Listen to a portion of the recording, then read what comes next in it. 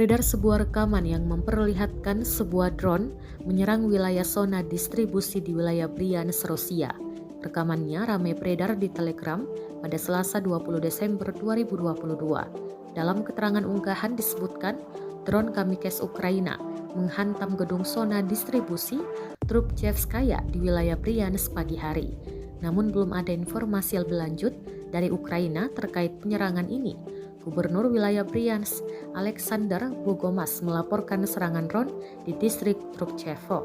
Akibat serangan drone di wilayah RES atau jaringan listrik regional di distrik Trubchevsky, terjadi penghancuran gedung administrasi dan mobil, tulis Bogomas di saluran telegramnya pada hari Selasa.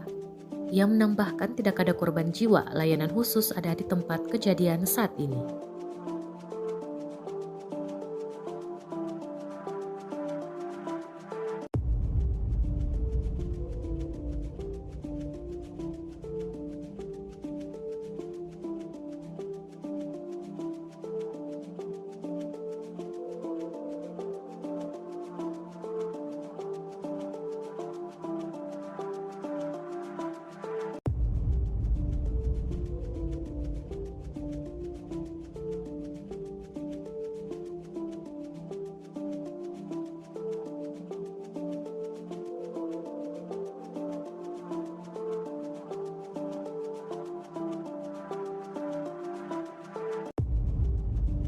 Terima kasih sudah nonton.